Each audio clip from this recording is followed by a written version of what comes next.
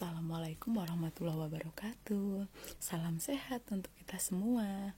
Pada video kali ini kita akan belajar untuk melanjutkan materi kelas 6 tema keempat, yaitu tentang globalisasi. Kita akan belajar mengenai pengertian globalisasi dan bukti-bukti globalisasi di sekitar kita. Baik, kita akan mulai pembelajarannya.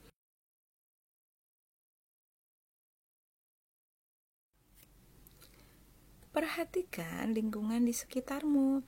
Kita tahu kita hidup di dunia ini berdampingan dengan berbagai negara yang tersebar di 5 benua di dunia.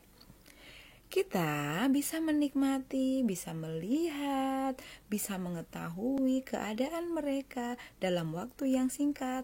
Misalnya bisa menyaksikan pertandingan sepak bola yang disiarkan langsung dari Inggris, maupun bisa menyaksikan siaran balap sepeda motor di Malaysia dalam waktu yang bersamaan. Bahkan kita bisa melihat berbagai produk makanan ini di negara kita. Kita bisa menikmatinya dalam waktu yang sangat cepat, tanpa harus menunggu kiriman dari negara asalnya. Produk-produk itu sekarang banyak sekali kita jumpai di Indonesia. Selain produk makanan, kita juga bisa tahu berbagai budaya maupun produk fashion di negara lain tersebar di Indonesia. Itulah yang dikatakan sebagai globalisasi. Lalu, apa itu globalisasi?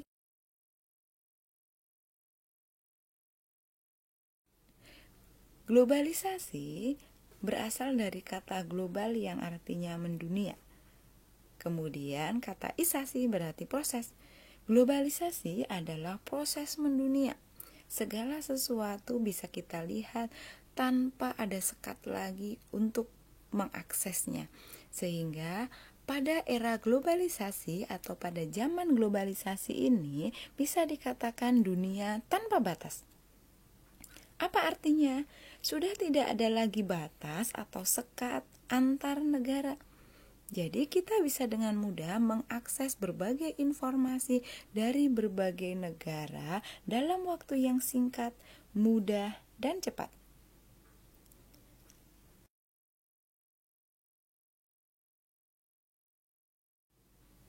Apa penyebab globalisasi ini? Globalisasi ini terjadi karena adanya perkembangan ilmu pengetahuan dan teknologi. Perkembangan iptek atau ilmu pengetahuan dan teknologi ini tidak terlepas dari perkembangan ditemukannya listrik oleh Michael Faraday yang mampu mempengaruhi berbagai aspek kehidupan manusia. Perkembangan iptek, yaitu perkembangan di bidang komunikasi, akan memudahkan sekali kita mengakses informasi dari berbagai negara di dunia dalam waktu yang bersamaan. Misalnya, kita dapat melihat langsung siaran sepak bola yang disiarkan di Brazil dalam waktu yang sama.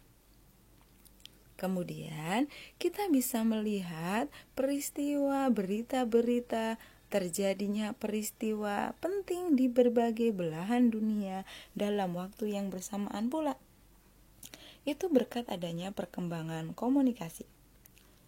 Dengan adanya perkembangan transportasi, akses mobilitas manusia dari satu tempat ke tempat lain, dari satu kota ke kota lain, dari satu negara ke negara lain sangat mudah dan bisa dilakukan dalam waktu yang sangat singkat sehingga menghemat pengeluaran atau biaya. Dengan adanya perkembangan komunikasi dan transportasi, berbagai produk dari negara lain bisa masuk ke suatu negara sehingga dikenal oleh negara tersebut. Tentu saja hal itu menguntungkan bagi negara yang menghasilkan produk itu atau negara penghasil.